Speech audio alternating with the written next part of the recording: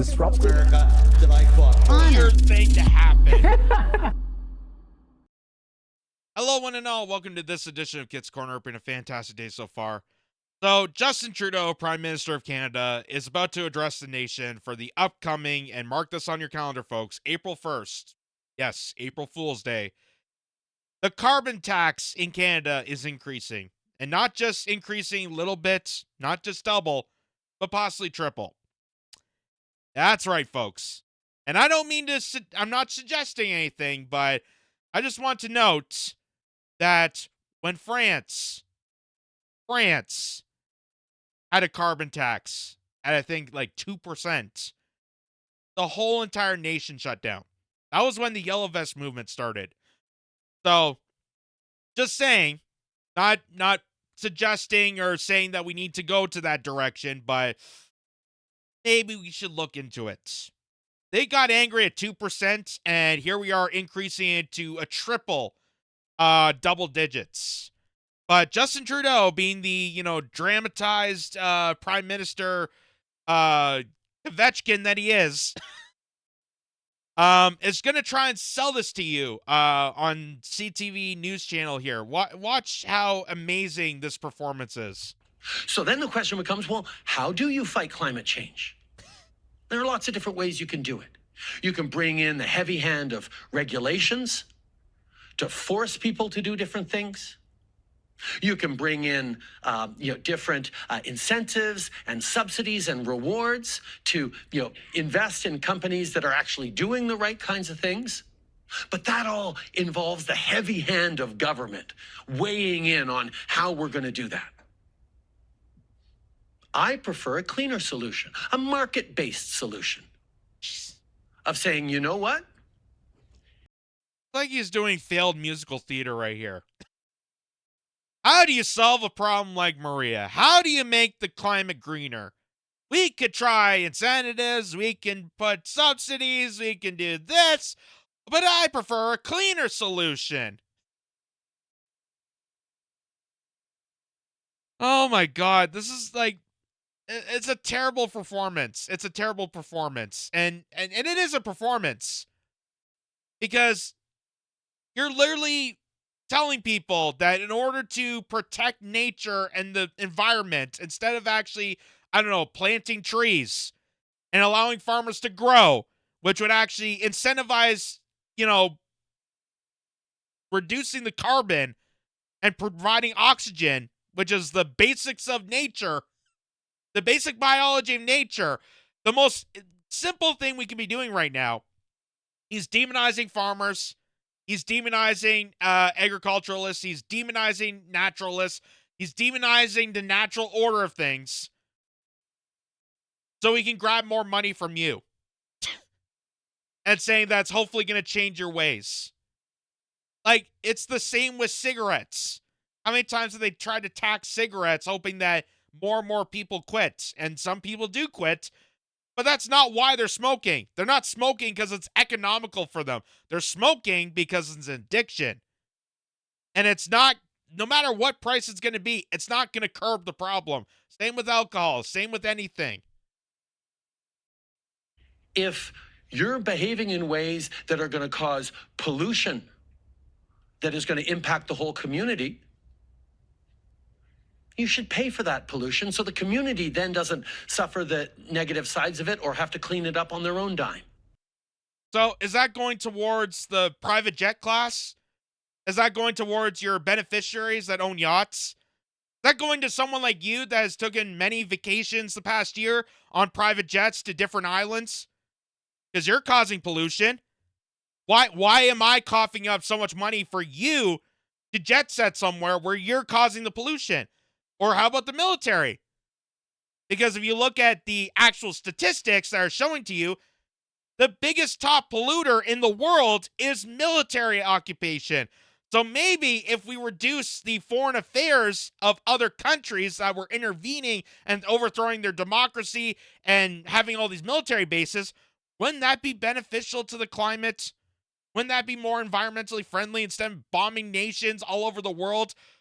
We plant more trees. We clean up the waterways. We manufacture hemp products. Wouldn't that all be good things? You know, invest in sustainable technology instead of all this ridiculous garbage? Because you know that the amount of years that they started this carbon tax to hopefully invest in green technology, they haven't done that yet. But they have invested more into Ukraine. They invested into Israel. They invested into this guy's vacation fund. They given pay raises to the Liberal Party and the NDP and the Bloc Québécois, anyone that supports them. And they've also took that money and give it to the fossil fuel industry. So it's kind of counteractive, if you will, to have a carbon tax to reduce the carbon footprint of Canada, but also give it to the people that are polluting. So what exactly good is this? And like I said, when France tried it, they shut down the country. They literally shut down the entire country. And here we are at almost tripling it, and we haven't done squat. So we said pollution will have a price on it. But more than that, we know there's a lot of families across this country who don't have huge amounts of choices in terms of, oh, I'm just going to buy a much more fuel-efficient car. I'm going to replace my roof or my insulation or my windows. That's a hard investment to make. So we wanted to make sure that people who continue to not be able to change much in their behaviors would get that money back. And that's what we do with the price on pollution. But think about a family that does decide, oh, okay, you know what, we can get a slightly smaller car, or we're going to replace our windows, we'll go for the slightly more fuel-efficient windows. Well, they actually get more money back because they're spending less on that price on pollution. So it's a logical way to do things, but yes, it does require putting a price on things right now so that we can set ourselves up for success in the future. Now, your question, Rick, is sort of the fact that he's doing all this, the fact that he's so enthused about this, and the people surrounding him clearly are not impressed. Again, this is such a joke. This is such a joke to the actual movement of, you know, protecting and preserving the environment. Just like how Greta Thunberg, everyone thought was this vitriol for being the voice of, you know, climate change and all this stuff. And at first I was actually sucked into it. But then I realized that Greta Thunberg is hanging out with the polluters. Greta Thunberg is not going against the military.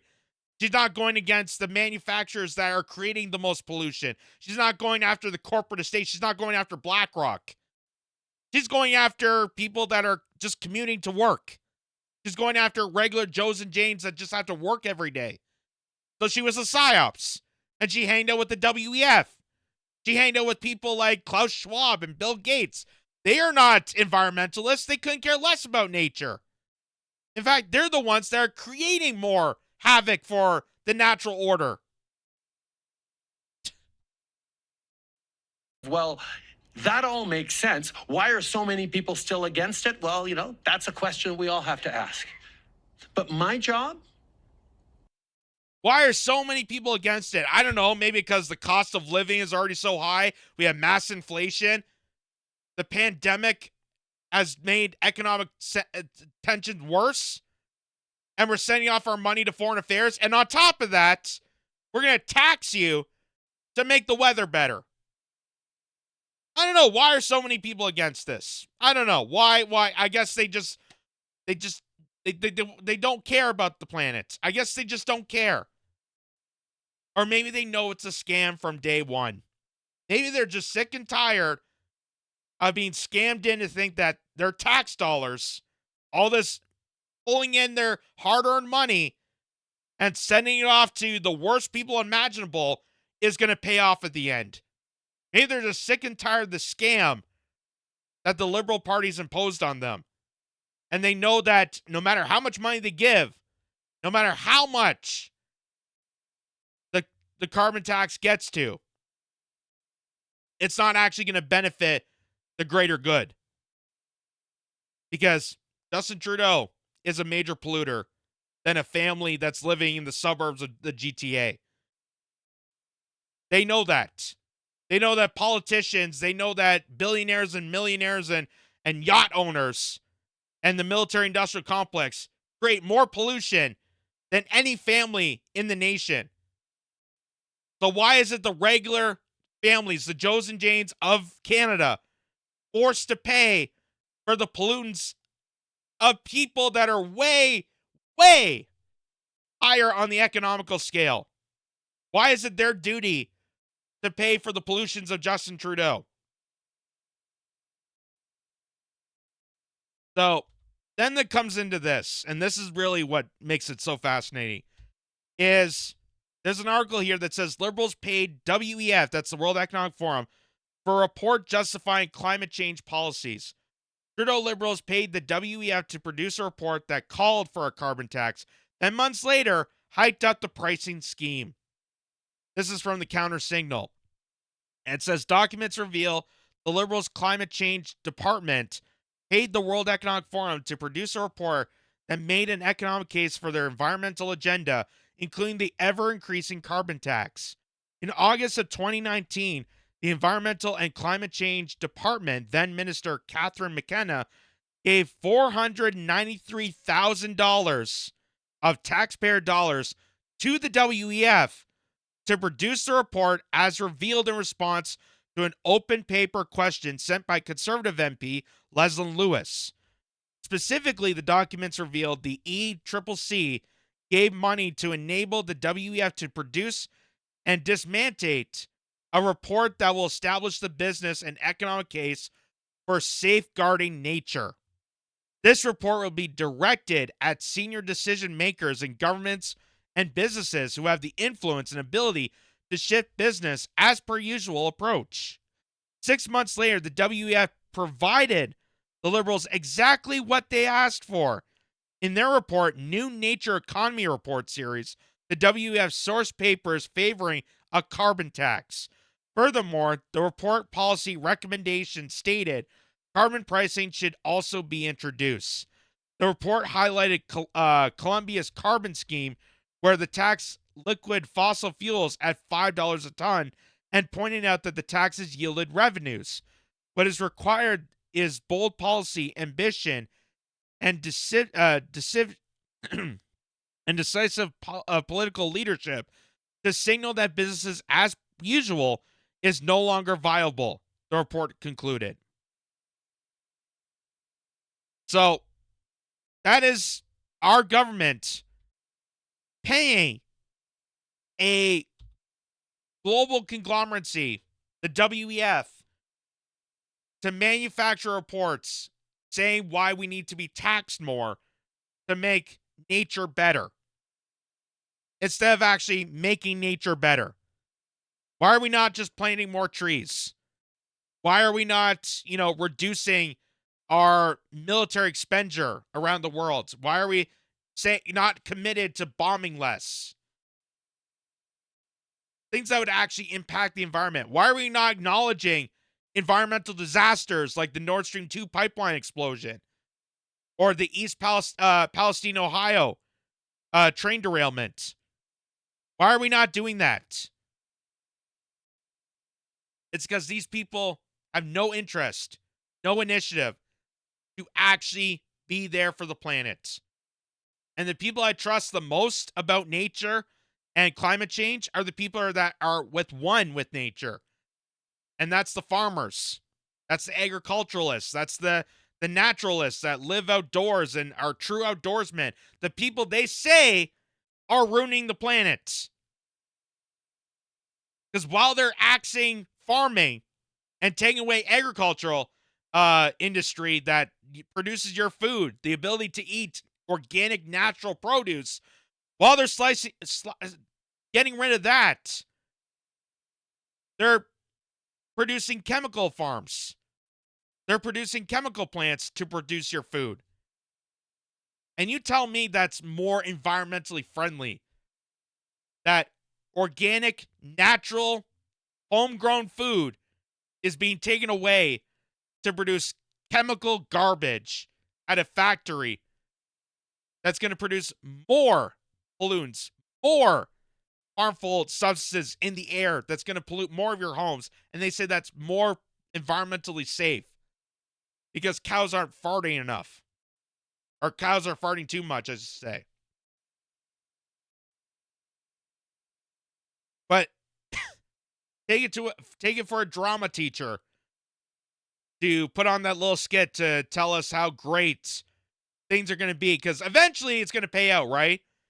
Like, if you give me $5 and then I give you a dime back, it's going to pay off, right? Because I gave you something. And that's how you know carbon tax is the scam that it is. And just be warned, April 1st, I'm not kidding you, April Fool's Day, Canada's really, really going to see it. And I just want to remind people that in France, when it was at 2%, they tried to introduce 2%. People shut down the nation. People went nuts. People burned things to a crisp because they were sick and tired, and they knew it was a scam. And here we are, about to triple it.